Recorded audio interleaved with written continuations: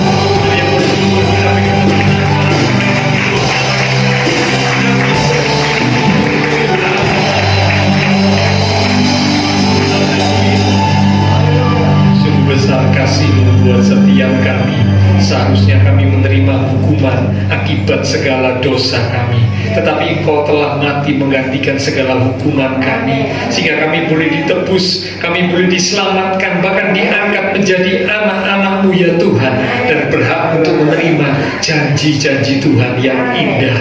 Betapa hati kami penuh dengan ucapan syukur. Sore hari ini kami juga berterima kasih buat kesempatan kami boleh kembali beribadah. Kami telah memuji Tuhan. Kami percaya setiap pujian yang kami sampaikan dari hati yang sungguh mengasihi Tuhan, maka pujian kami boleh menyenangkan hati Tuhan. Engkau berkenan hadir bersemayam di atas pujian umat-Mu ya Tuhan. Kami hargai, kami hormati kehadiran Tuhan. Kami buka hati kami lebih lagi, bahkan kami mengambil sikap seperti Maria untuk duduk diam di bawah kaki Tuhan, menerima firman kebenaran yang sangat kami perlukan. Mari urapi setiap kami ya Roh Kudus. Lembutkanlah hati kami, beri kami hati seorang hamba, telinga seorang murid, bahkan hati yang haus, hati yang rindu akan firman Tuhan, sehingga ketika benih firman ditaburkan, benih firman itu boleh tertanam, berakar, bertumbuh dan berbuah di dalam hidup kami, sehingga membuat hidup kami semakin diubahkan, bahkan iman rohani kami semakin bertumbuh dewasa. Roh Kudus, atas hamba-Mu yang terbatas, Engkau urapi hamba-Mu, taruh pikiran dan perkataan Kristus pada diri hamba-Mu. Bila Tuhan yang berkata-kata lalu mulut bibir hamba-Mu, sampaikan pesan Tuhan bagi setiap kami saat ini. Kami umat-umat Tuhan siap untuk menerimanya. Di dalam nama Tuhan Yesus Kristus, semua yang siap diberkati dengan firman Tuhan bersama kita berkata amin. Silakan kembali saudara. Ya. Shalom, puji Tuhan. Oke, sebelum kita bersekutu dengan tubuh dan darah Tuhan dalam perjamuan kudus, kita akan belajar kebenaran firman Tuhan, di mana judul perenungan firman Tuhan pada hari ini adalah di manakah engkau, gitu ya. Ini kalimat yang pendek, tetapi merupakan sebuah kalimat tanya, ya, pertanyaan, di manakah engkau? Saya yakin Bapak Ibu Saudara tidak asing dengan kalimat tanya seperti ini, ya. Ketika kita pergi bersama dengan keluarga, mungkin ke mall gitu ya, lalu berpisah. Yang satu mungkin ke arah sana mau belanja di toko yang berbeda, yang satu ke arah yang berbeda mau belanja di toko yang lain gitu ya. Nah, lalu setelah sama-sama belanja di toko yang berbeda, lalu kontak gitu ya, kontak entah telepon, entah via chatting gitu ya, lalu tanya, kamu lagi di mana? Nah, misalnya gitu ya, di mana kamu? Nah, kita ketemunya di mana? Oh, nanti ketemu di sana, itu ada toko itu pada lantai itu. Ya, kira-kira begitu. Lalu setelah janjian begitu, jam dan tempat yang sudah ditentukan sesuai perjanjian, ketemu di sana. Nah, lalu makan bareng-bareng. Cuman emangnya nggak ngajak saya, makan sendiri gitu ya. Nah, setelah selesai makan, pulanglah sudah. Jadi kalimat tanya, di manakah engkau? Ini seringkali kita ucapkan, kita sampaikan, entah lewat perkataan, entah lewat chatting gitu ya. Nah, secara umum merupakan pertanyaan untuk mencari informasi tentang keberadaan seseorang, entah itu tempatnya, ya, lokasinya, kira-kira begitu. Tapi hari ini kita akan belajar pertanyaan, di manakah engkau? Ternyata itu adalah pertanyaan yang pertama kali ditulis oleh Alkitab, ditanyakan oleh Allah kepada Adam dan Hawa. Ya, jadi ini pertanyaan yang pertama kali itu. Ya, jika saudara baca di dalam Alkitab, ternyata Allah bertanya pertama kali kepada Adam dan Hawa itu dengan kalimat tanya, di manakah engkau? Mari kita akan lihat dari kitab Kejadian pasal yang ketiga. Kejadian pada pasal yang ketiga, di ayat yang ke-9, ya, secara lengkap nanti Bapak Ibu Saudara bisa baca sendiri ayat-ayat yang lain, ya. Ini perikop yang menceritakan tentang kejatuhan manusia ke dalam dosa. Langsung kita baca ayat yang ke-9 saja, ya. Demikian firman Tuhan. Tetapi Tuhan Allah memanggil manusia itu, yaitu Adam dan Hawa, dan berfirman kepadanya, di manakah engkau? Amin. Ya, ini kalimat tanya ya, yang menjadi judul yang saya ambil pada malam hari ini. Di manakah engkau? Ya, pertanyaan yang pendek, tetapi ternyata kalau nanti kita belajar, pertanyaan ini punya makna yang sangat dalam. Bukan hanya sekedar menanyakan keberadaan fisik dari Adam dan Hawa, bukan hanya itu. Karena saya yakin Allah itu tahu Adam dan Hawa ada di mana, betul? Karena Allah adalah Allah yang Maha Tahu. Beda sama kita. Kalau kita perlu tanya, Anda ada di mana ya? Kita nanti ketemu di mana ya? Nah, karena kita bukan Maha Tahu, tetapi Allah adalah Allah yang Maha Tahu. Sampai pada sebuah ayat berkata, sembunyi di lubang yang paling kecil sekalipun, lubang semut, katakanlah begitu ya, Allah pun tahu.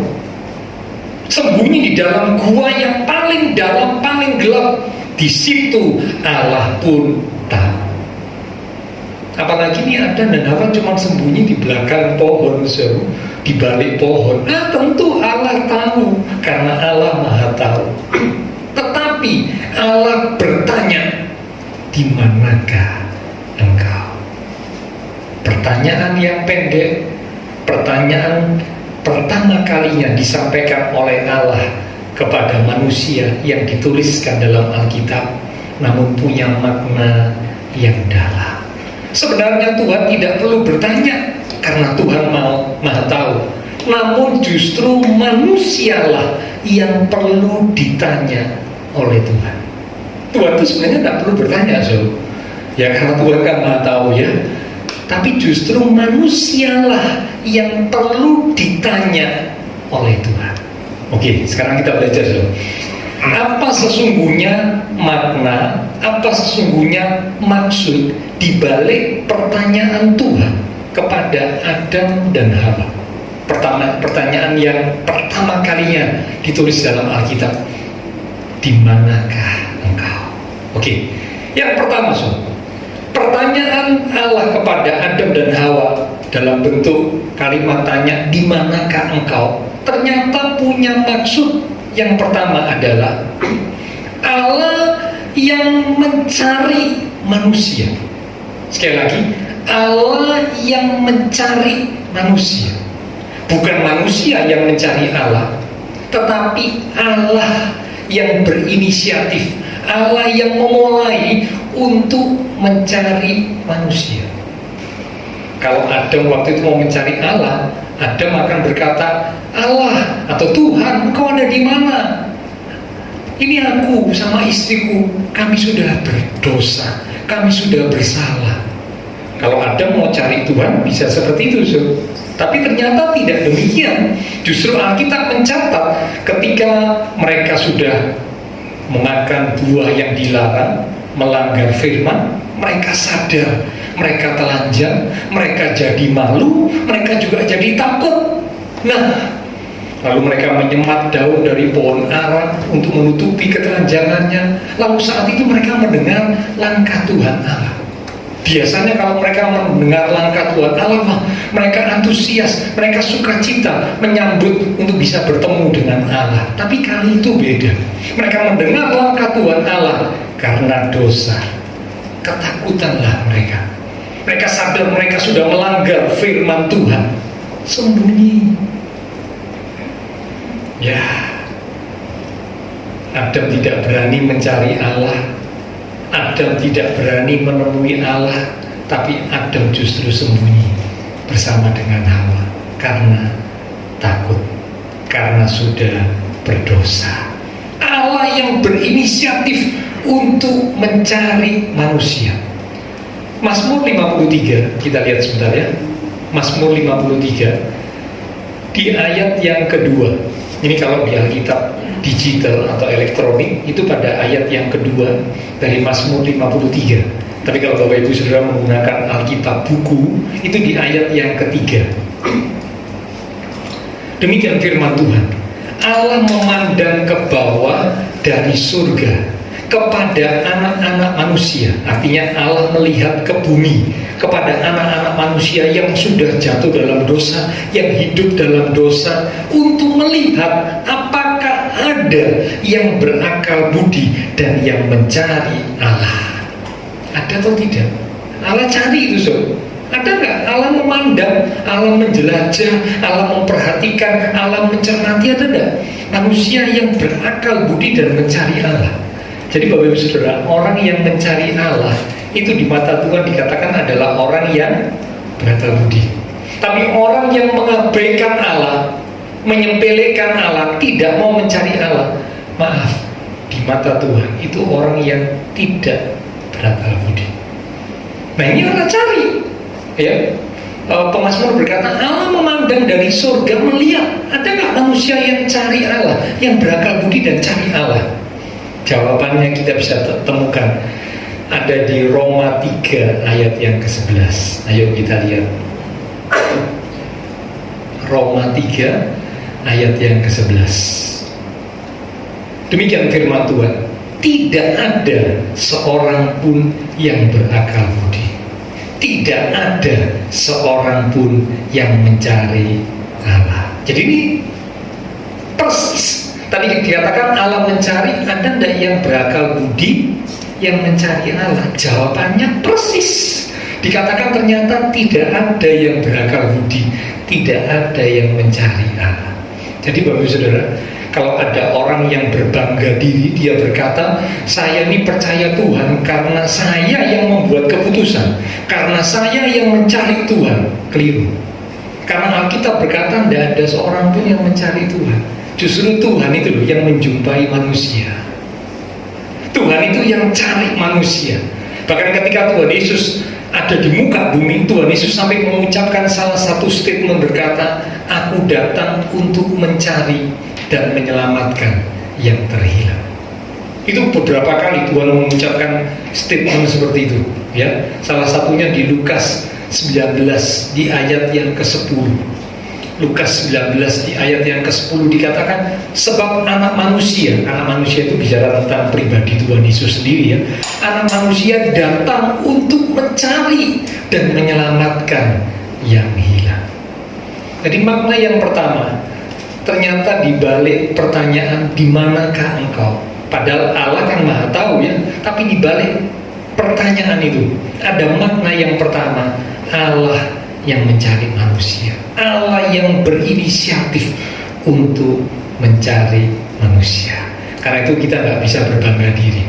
Kalau kita sudah jadi umat Tuhan, kita percaya kepada Tuhan, oh ini benar-benar karena kemurahan Tuhan, ini karena anugerah Tuhan, ini karena Allah yang mencari kita, ya, bukan karena kita yang hebat, bukan karena kita yang pandai dan berakal budi. Nah, kita berkata tidak ada loh yang berakal budi.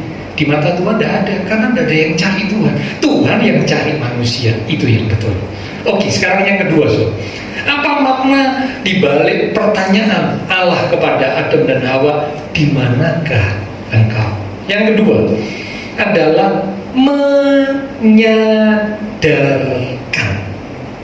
menyadarkan. Bukan cuma Allah menunjukkan Allah yang berinisiatif mencari manusia yang berdosa, tetapi Allah juga menyadarkan Adam dan Hawa akan keberadaannya saat itu, bahwa mereka sudah keluar dari kehendak Tuhan, keluar posisinya, tempatnya sudah keluar dari yang seharusnya. Seharusnya tempatnya ada di tempat sebagai orang yang benar, tetapi mereka tertipu oleh iblis yang memakai ular, dan mereka melanggar firman. Mereka keluar dari posisi yang benar, ya. Nah, seringkali juga kita umat Tuhan begitu, ya. Kadang-kadang tanpa kita sadari kita tertipu, ya, oleh bujuk rayu iblis, atau mungkin oleh berbagai macam kenikmatan dunia, ya, keinginan daging yang menggoda, yang memikat kita, sehingga kita mulai tertipu. Kita tinggalkan posisi kita yang benar. Sebagai umat Tuhan yang sudah ditebus harusnya berada pada satu posisi yang Tuhan mau, tapi sekarang bergeser. Mengapa? Karena kenikmatan dunia, karena mungkin keinginan daging, atau karena mungkin tantangan masalah yang dihadapi. Sebuah contoh di Alkitab, ini seorang nabi yang luar biasa, dipakai Tuhan luar biasa. Ya, nabi ini bernama Nabi Elia. Nah, saudara tentu tahu ya, Nabi Elia ini dipakai Tuhan luar biasa. Dia mengadakan kontes dengan sekian ratus Nabi Baal untuk menurunkan api dari langit. Ya, membakar korban, tapi tidak boleh menggunakan api. Hanya berdoa, minta api yang turun dari langit. Sekian ratus Nabi Baal berdoa, berseru, menjerit, dan sebagainya, supaya api turun dari langit. Dari pagi sampai petang, tidak terjadi apa-apa. Itu sekian ratus Nabi Baal itu sampai menoreh-noreh dirinya dengan pisau, melukai dirinya dengan pisau untuk menarik belas kasihan ilah mereka, itu menurut mereka ya, supaya api bisa turun dari langit, sampai mereka pingsan, semaput ya, kesakitan, kecapean, kehabisan darah, semaput sampai ya, tidak ada api turun dari langit. Sekian ratus orang tidak ada. Giliran Elia, Nabi Baal sudah menyerah, ya, tidak ada apapun yang terjadi. Giliran Elia yang berdoa kepada Allah yang hidup, dan Elia berdoa, Elia minta supaya api turun dari langit sehingga Israel tahu bahwa Allah itu adalah Allah yang hidup, yang patut disembah. Karena waktu itu Israel di bawah kepemimpinan Raja Ahab. Ahab ini punya istri namanya Isebel. Nah, Isebel ini adalah penyembah berhala. Ahab suaminya tertarik, ya, terpengaruh, terbawa oleh istrinya. Jadi ini suami yang tidak punya pendirian. Seharusnya dia bawa istrinya supaya bertobat menyembah Allah yang hidup, Allah Israel. Tapi justru malah suaminya yang katut sama istrinya, menyembah kepada Baal itu. Ya, nah itulah sebabnya ya saat itu Israel semua ikut menyembah berhala. Mereka meninggalkan penyembahan kepada Allah yang hidup. Nah, Tuhan utus Elia untuk menyadarkan Israel bahwa mereka harusnya menyembah Allah Israel, Allah yang hidup, melalui peristiwa ini. Nah, waktu Elia berdoa, ya Allah, biarlah api turun dari langit supaya Israel semua tahu bahwa Engkaulah Allah. Dan ketika Elia berdoa seperti itu, Alkitab mencatat turunlah api dari langit. Tidak ada apa-apa, cuman karena doa permintaan seorang nabi yang bernama Elia, api Tuhan turun dari langit, membakar habis korban persembahan tanpa membuat api. Wow, orang Israel terkejut, orang Israel jadi kaget, dan mereka berkata, Tuhanlah Allah, Tuhanlah Allah. Mereka jadi sadar. Tapi akibat itu Isebel ngamuk, Ratu Isebel ya. Katanya Isebel begini, karena kemudian Nabi Baal itu semua dibunuh, ya, ditumpas habis. Isebel marah. Dia tahu ini pembuat onar menurut Isebel ya adalah Nabi Elia. Dia berkata, kalau besok masih tinggal kepalanya Elia, jangan panggil aku Ratu Isebel. Dengan kata lain, dia berikhtiar untuk membunuh Elia. Nah, waktu Elia mendengar ancaman seorang wanita yang bernama Isebel, Alkitab mencatat dia ketakutan, dia melarikan diri.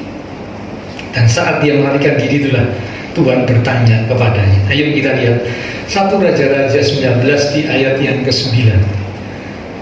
1 Raja-Raja 19 di ayat yang ke-9. Demikian firman Tuhan. Di sana masuklah Elia ke dalam sebuah gua dan bermalam di situ. Maka firman Tuhan datang kepadanya, kepada Elia, demikian, apakah kerjamu di sini, hai Elia? Tuhan tanya, apa kerjamu di sini? Sebenarnya Tuhan tahu ini Elia lagi stres ini ya, lagi frustasi berat ini karena ketakutan, dikejar oleh, rasanya dia dikejar oleh Isebel, padahal Isebel belum mengejar, cuman Isebel baru berucap. Ya, jadi ternyata seorang perempuan juga bisa punya kekuatan seperti Isebel. Karena itu jangan pernah remehkan kekuatan seorang perempuan ya. Jadi perempuan itu ternyata juga punya kekuatan. Mungkin kekuatan fisik tidak punya, tapi ternyata bisa berdampak, berpengaruh yang besar. Seperti Isabel, bisa mempengaruhi Raja Ahab, bisa mempengaruhi bangsa Israel, bahkan bisa membuat Elia takut. Wow, ini seorang Isabel ya. Nah, kalau ibu-ibu yang ada di ruangan ini, wanita-wanita yang ada di ruangan ini, saya berdoa supaya tidak ada yang jadi seperti Isabel, ya, yang membawa pengaruh negatif buat suami, membawa pengaruh negatif buat lingkungan seperti Isabel. Tidak ada ya, saya berdoa. Apalagi berani ngancam-ngancam. Aduh, ya saya percaya ibu-ibu, wanita-wanita di tempat ini tidak ada yang seperti itu. So, semuanya baik-baik, ya, semuanya itu adalah wanita-wanita yang indah di hadapan Tuhan, ya. Nah, ini kita kembali dulu. Elia ketakutan, melarikan diri, sembunyi. Saat itulah firman Tuhan datang. Apa kerjamu di sini? Kalau saya pakai kalimat yang senada dengan Adam dan Hawa, di mana engkau Elia? Lagi apa engkau di sana? Tuhan tahu Elia takut, Elia sembunyi. Tapi Tuhan bertanya kepada Elia. Sekarang kita lihat ayat 15. Tetap ya, 1 Raja-Raja 19 ayat yang ke-15. Saya baca kalimat awal saja ya. Firman Tuhan kepadanya, kepada Elia, pergilah, kembalilah ke jalanmu, kembalilah ke posisimu, kembalilah ke tempatmu. Jadi Tuhan itu mau kita sebagai orang benar, orang yang sudah ditebus, orang yang sudah menerima anugerah Tuhan, harus berada di posisi, di tempat yang benar. Kalau mungkin posisinya mulai bergeser karena berbagai macam hal, karena kenikmatan hidup, karena keinginan daging, atau mungkin karena tantangan masalah seperti yang dihadapi Elia, hari ini Tuhan berkata, kembalilah kepada posisimu, kembalilah kepada jalan. Oke. Jadi yang kedua, Bapak Ibu Saudara, ternyata makna pertanyaan Allah yang pertama kali kepada manusia ditulis Alkitab, di manakah engkau? Yang kedua, hendak menyadarkan Adam dan Hawa bahwa mereka saat itu sudah keluar dari kehendak Tuhan. Mereka sudah menyimpang dari apa yang Tuhan mau. Ya. Yang ketiga sekarang, yang terakhir. Jadi makna yang pertama dikatakan Allah yang berinisiatif, Allah yang memulai mencari manusia, dan bukan manusia yang mencari Allah. Bukan.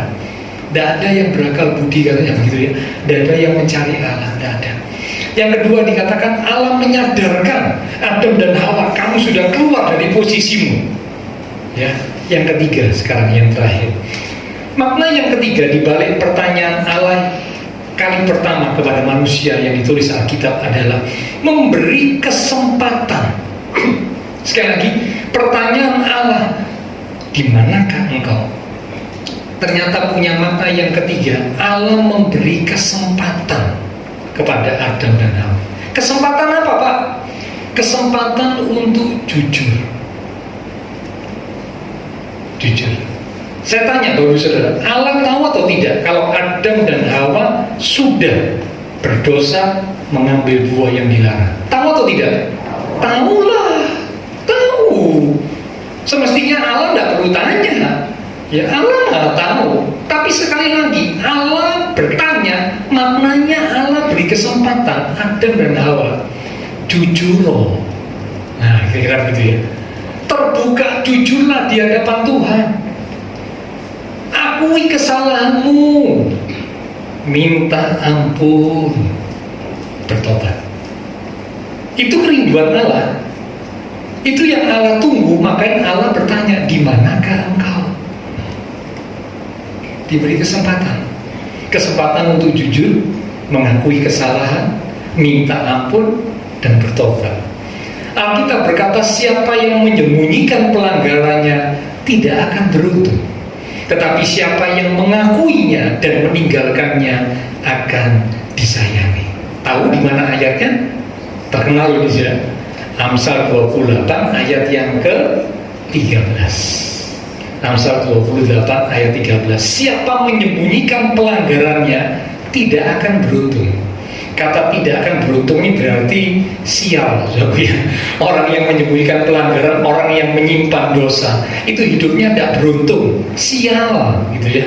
Tapi orang yang mengakui dosa dan meninggalkan dosa akan disayangi. Wow, mana yang kita pilih? Jadi orang yang tidak beruntung atau jadi orang yang disayangi? Saya percaya bahwa saudara pasti setuju dengan saya. Kita pilih jadi orang yang disayangi. Kalau mau disayangi maka Alkitab berkata, akui dosa, tinggalkan dosa. Jangan simpan dosa. Jangan. Ya.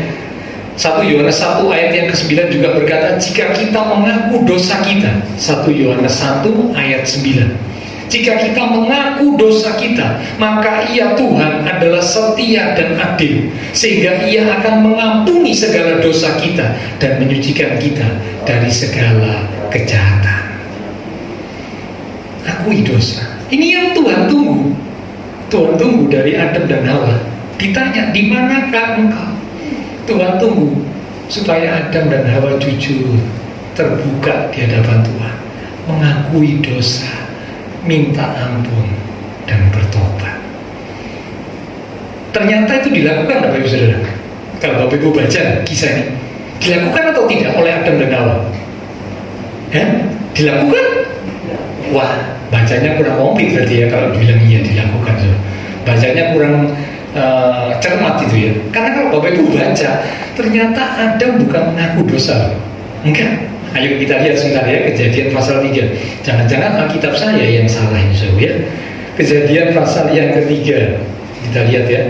Setelah Tuhan tegur seperti itu, sekarang lihat ayat yang ke langsung lompat aja ya.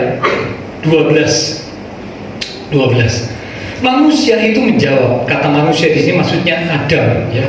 Perempuan yang kau tempatkan di sisiku, dialah yang memberi dari buah pohon itu kepadaku, maka ku makan. Saya langsung lompat ayat yang ke-13 dulu ya. Kemudian berfirmanlah Tuhan Allah kepada perempuan itu, apa yang telah kau perbuat ini? Jawab perempuan itu, ular itu yang memperdayakan aku, maka ku makan. Intinya mengaku salah atau tidak, so? Enggak. Adam bilang lu gara-gara ini loh, perempuan itu Tuhan yang kau tempatkan di sisiku. Jadi berarti Adam itu menyalahkan Hawa, sekaligus tanpa sadar menyalahkan Tuhan. Kenapa kau tempatkan perempuan di sisiku sehingga membuat aku jatuh dalam dosa? Kira-kira begitu, Sobi. Kan betul banget, Sobi ya. Tanpa sadar dia menyalahkan Tuhan pula. Bukan cuma menyalahkan Hawa, tapi juga menyalahkan Tuhan. Kenapa kau tempatkan di sisiku? Nah, perempuannya nggak terima, so. Loh, tunggu dulu, katanya si ibu Hawa ya. Tunggu dulu, ini bukan inisiatifku loh. Ini gara-gara ular. Nah, jadi intisarinya, so, ternyata mereka tidak menggunakan kesempatan yang Tuhan berikan dengan baik dan bijak. Mereka menganggap dirinya benar.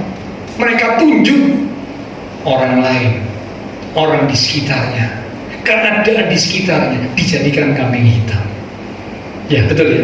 Seringkali manusia kan begitu. Tapi saya percaya jemaat GBL nggak ada, so. Ya kalau di gereja, kalau di rumah ya saya nggak tahu, so, ya. Kalau di rumah kan Bapak Ibu sendiri yang tahu kan ya. Nah itu kalau salah biasanya ditanya, nah gimana gitu ya. Saya pun kadang-kadang juga bisa begitu, so. Berkelit gitu ya. Manusia itu kan suka berkelit. Oh ya ini gara-gara kamu loh ya. Oh ini gara-gara keadaan loh ya lah. Mungkin kadang-kadang sering seperti itu, so, ya. Jujur ya, tanpa sadar memang manusia itu paling pandai membuat alasan. Betul ya? Ditanya, kenapa kok terlambat datang ke sekolah? Iya bu, perut saya mules katanya gitu. Besok lagi, terlambat lagi. Ibu gurunya tanya, kenapa kamu terlambat? Kemarin kamu mules. Hari ini bu, ban sepeda bocor katanya gitu. Ya. Besoknya terlambat lagi, so gurunya mulai jengkel ini ya. Wah ini anak kok begini terus. Kenapa kamu? Alasan apa lagi? Iya bu, tadi mama marah-marah. Karena mama marah-marah, aku jadi terlambat ke sekolah. Alasan itu selalu ada, so. Karena manusia memang pandai membuat alasan Sob. Tapi saya percaya jemaat GBI nggak ada yang seperti itu Sob ya. Nggak ada yang ngaku kan Sob ya. Kalau yang benar gimana ya nggak tahu Sob ya. Oke, nah kita kembali. Jadi ternyata Adam dan Hawa tidak menggunakan kesempatan itu dengan baik. Mereka bukannya jujur. Saatnya kalau mereka jujur, mereka berkata, Tuhan, aku sudah salah. Aku sudah melanggar firman-Mu. Aku sudah mengambil buah yang Kau larang untuk dimakan. Ampuni aku Tuhan. Mungkin, ini saya masih berkata mungkin ya. Saya tidak tahu kepastiannya. Tapi mungkin kalau Adam dan Hawa berlaku seperti itu, mungkin alur ceritanya beda. So. Bisa jadi beda. Bisa jadi beda. Bisa jadi ya. Tapi ternyata Adam dan Hawa tidak begitu. Mereka justru tunjuk salahnya, menganggap dirinya benar. Tuhan membuka pintu kesempatan buat kita. Kalau memang kita sempat salah, akuilah di hadapan Tuhan. Jangan ditutup-tutupi. Ditutupi juga percuma, saudara. Tuhan tahu. Ya, kita tidak ngaku pun Tuhan tahu, saudara. Buat apa ditutupi? Rugi malah. Tadi dikatakan yang tidak mengakui, yang menyembunyikan pelanggaran tidak beruntung. Jadi kalau kita simpan dosa, tidak mau ngaku, so, padahal Tuhan itu maha tahu. Dikatakan kita nih yang jadi tidak beruntung. Lu mau tak dalam kondisi hidup gitu? Wah ya rugi bener so. Siapa yang mau jadi orang yang tidak beruntung? Tidak ada. Tapi seringkali ketika kita tidak mengakui dosa seperti Adam dan Hawa, kita jadi orang tidak beruntung. Dan benar, Adam dan Hawa tidak beruntung. So. Mengapa? Diusir dari Taman Eden. Kamu harus kerja keras. Hukuman demi hukuman datang kepada mereka. Karena yaitu mereka sudah jatuh dalam dosa, tidak mengakui dosa, tapi merasa diri benar. Malam hari ini pun Tuhan tanya kepada Bapak Saudara dan saya ya. Kadang-kadang di perjalanan kehidupan kita mengiring Tuhan, ada kalanya Tuhan itu bertanya kepada kita, di manakah engkau, hai anakku? Apa yang sedang kau lakukan, hai anakku? Ya, apakah engkau berada pada posisi yang seharusnya, atau jangan-jangan kau mulai keluar? Karena hal-hal yang terjadi dalam hidupmu, kau mulai keluar dari posisimu. Tuhan berkata, aku datang untuk cari yang terhilang, supaya yang terhilang itu bisa kembali ke jalan yang benar. Belum terlambat. Yang untuk kita kembali ke jalan yang benar itu belum terlambat. So. Kalau iblis memang seringkali mengintimidasi kita, ya, waktu belum berdosa iblis menggoda, ngiming-ngimingi. So. Tapi kalau sudah jatuh dalam dosa, iblis justru sekarang mengintimidasi, menuduh kita, berkata, tidak pantas kamu balik kepada Tuhan, tidak cocok sudah, orang seperti kamu itu tidak ada harapan, dosamu tidak bisa dibereskan, kamu pasti akan binasa. Iblis intimidasi supaya apa? Umat Tuhan tidak kembali ke jalan Tuhan, umat Tuhan tidak bertobat.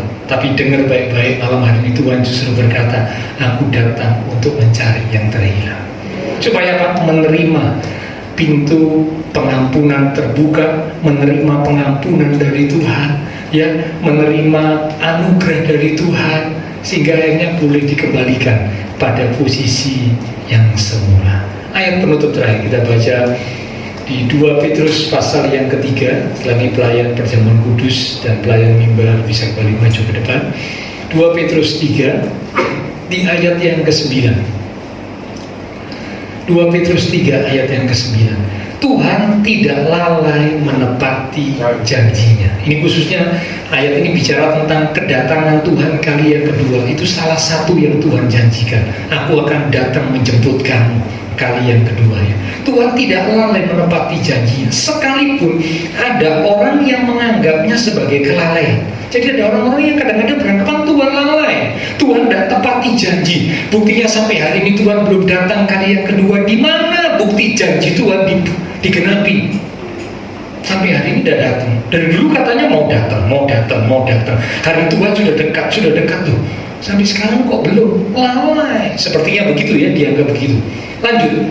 Tetapi Ia, Tuhan, sabar terhadap kamu, karena Ia menghendaki supaya jangan ada yang binasa, melainkan supaya semua orang, bukan hanya orang tertentu, tapi semua orang, semua manusia itu bisa berbalik dan bertobat. Amin.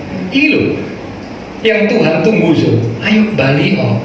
Ya, pintu kesempatan masih dibuka selama Bapak Ibu Saudara dan saya hidup. Itu pintu kesempatan masih dibuka.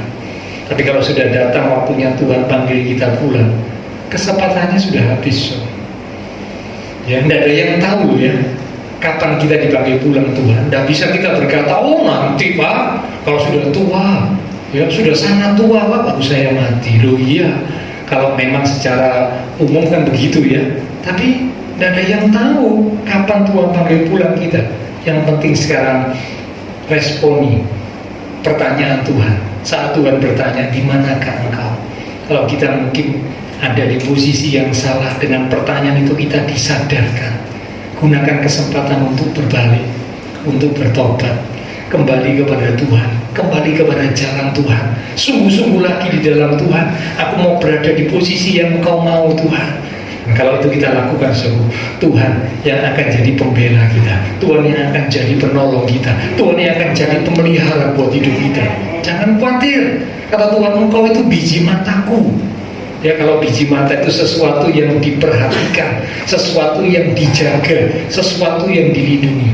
Kalau kita sungguh-sungguh dalam Tuhan, kita itu digambarkan seperti biji mata Tuhan. Siapa yang mengusik biji mata Tuhan, itu pasti berurusan dengan Tuhan. Mari kita akan datang kepada Tuhan. Silakan pelayan mimbar, pelayan perjamuan kudus lewat satu pujian. Kita siapkan hati kita untuk bersekutu dengan tubuh dan darah Tuhan. Kita katakan, inilah hidupku, kuserahkan kepadamu. Ini jawaban kita, ya, respon kita terhadap pertanyaan Tuhan. Inilah hidupku Tuhan, inilah hatiku, kuserahkan, kuberikan kepadamu Tuhan.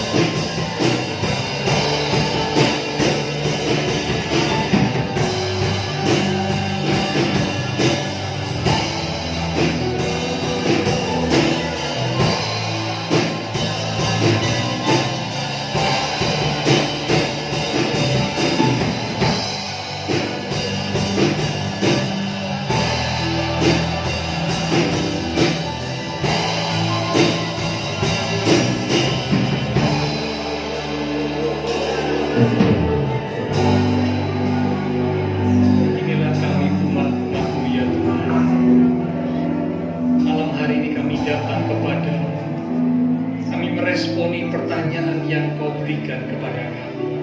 Di manakah Engkau? Ini membuktikan bahwa Engkau memperhatikan kami, Engkau mengasihi kami. Itulah sebabnya Engkau mencari kami ketika kami ada di posisi yang salah, ketika kami keluar dari posisi yang seharusnya. Engkau mencari kami yang terhilang.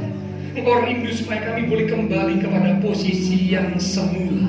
Karena kami meresponi pertanyaan-Mu Tuhan dengan berkata, inilah hidup kami, inilah hati kami. Kami berikan, kami persembahkan kepadamu. Karena kami sadar hanya dekat Tuhan ada ketenangan.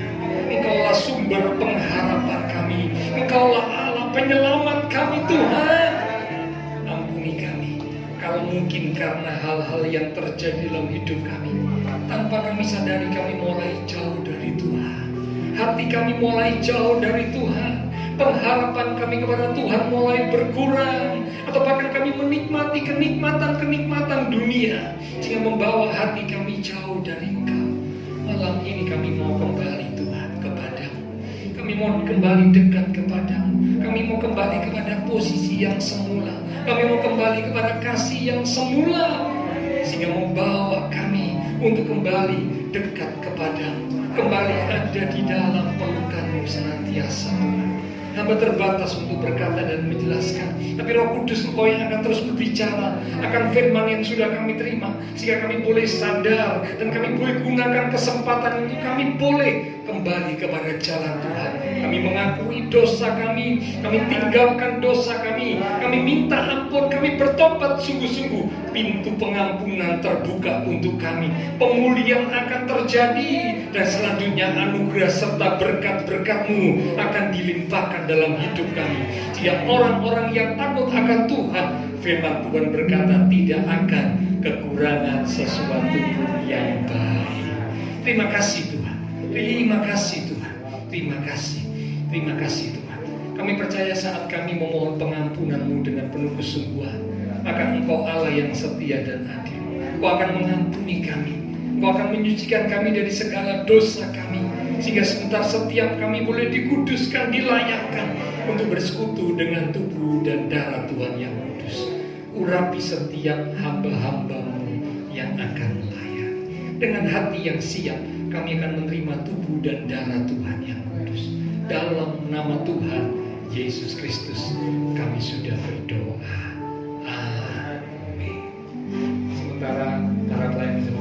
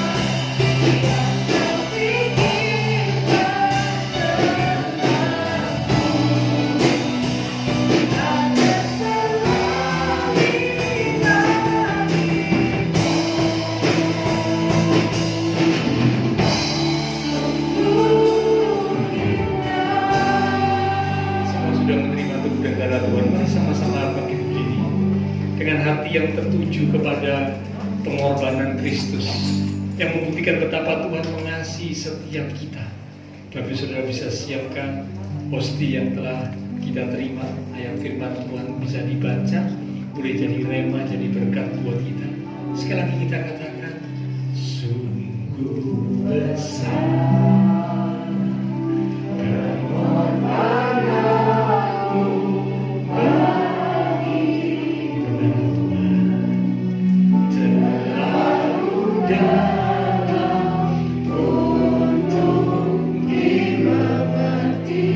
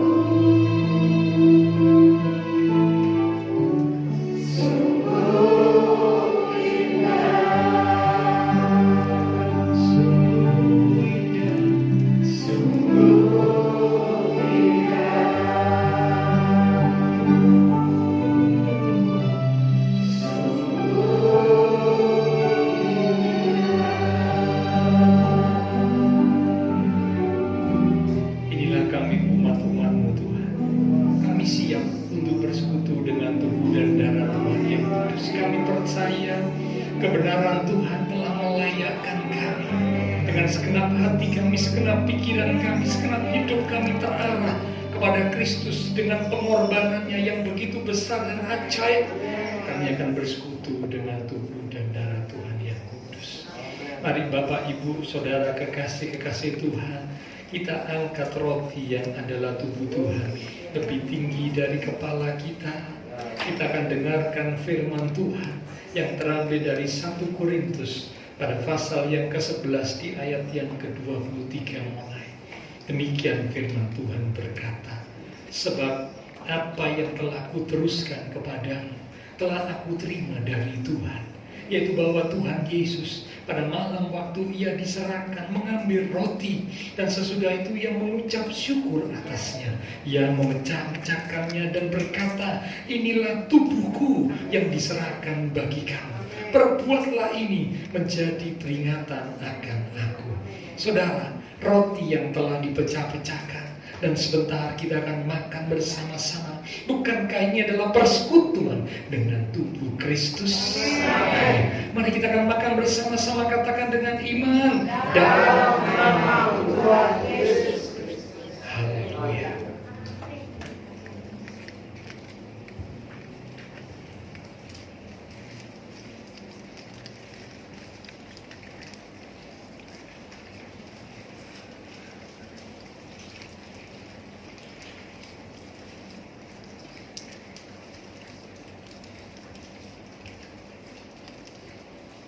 Terima kasih Tuhan. Terima kasih untuk persekutuan dengan Tuhan. Terima kasih Tuhan. Terima kasih. Mari sekarang kita angkat cawan lebih tinggi dari kepala kita. Kembali kita akan dengar firman Tuhan. Demikian juga yang mengambil cawan sesudah makan, lalu berkata, cawan ini adalah perjanjian baru yang dimeteraikan oleh darahku. Itulah darah perjanjian yang ditumpahkan untuk pengampunan dosa. Perbuatlah ini setiap kali kamu meminumnya, menjadi peringatan akan aku. Saudara, cawan yang telah kita mintakan berkat atasnya, dan sebentar kita akan minum bersama-sama. Bukankah ini adalah persekutuan dengan darah Kristus? Mari kita akan minum bersama-sama, katakan dengan iman, dalam nama Tuhan Yesus Kristus. Haleluya.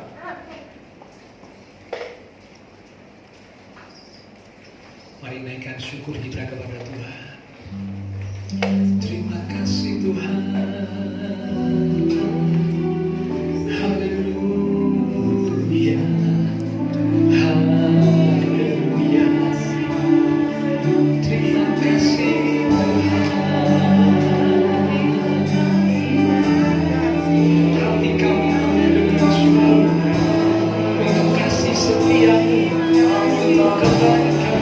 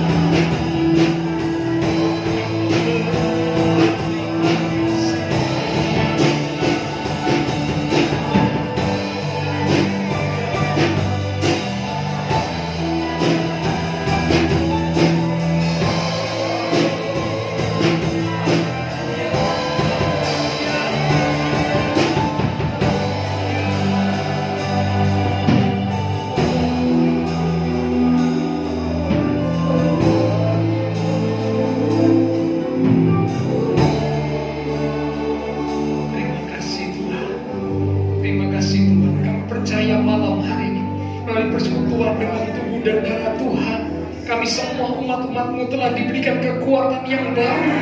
Bahkan kasih dan kuasa-Mu sudah mengalir dalam kehidupan kami. Ya, kami boleh menjadi umat-umat Tuhan yang pasti akan mengalami kemenangan, karena Engkau Allah yang kami sembah adalah Allah pemenang, dan berjanji untuk memberikan kekuatan, memberikan pertolongan, memberikan kemenangan kepada setiap kami umat-umat-Mu. Maka kami percaya semua kami diberkati Tuhan.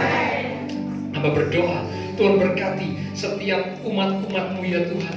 Diberkati di dalam iman rohani, diberkati di dalam keluarga rumah tangga, diberkati di dalam usaha pekerjaan, diberkati dalam studi sekolah, bahkan juga diberkati di dalam kesehatan.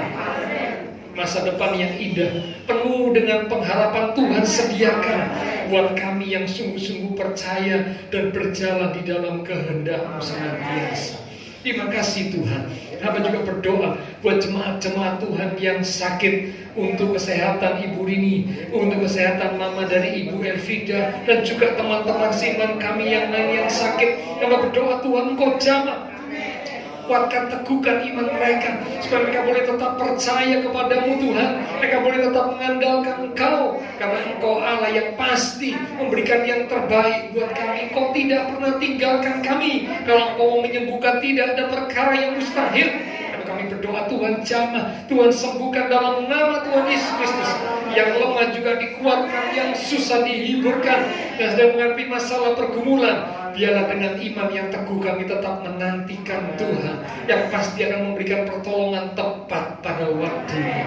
Terima kasih Tuhan. Semua yang sudah melayani persembahan yang akan diberikan, apapun yang dilakukan setiap umat-umat, karena mengasihi Tuhan Allah sumber segala berkat, akan memberkati kembali dan memakai hidup kami untuk boleh lebih lagi memuliakan Tuhan. Kami berdoa memberkati bangsa negara kami Indonesia, pemimpin-pemimpin bangsa kami, kota kami Surabaya, bahkan juga tetangga lingkungan sekitar gereja Tuhan. Berkati setiap jemaat-jemaat Tuhan yang berulang tahun sepanjang minggu ini, dengan pertambahan usia yang Tuhan beri, membawa kami semakin dekat Tuhan, semakin cinta Tuhan, semakin sungguh-sungguh di dalam Tuhan. Terima kasih Tuhan, terima kasih. Setelah selesai ibadah, kami akan berpisah, kami akan kembali ke aktivitas kami masing-masing.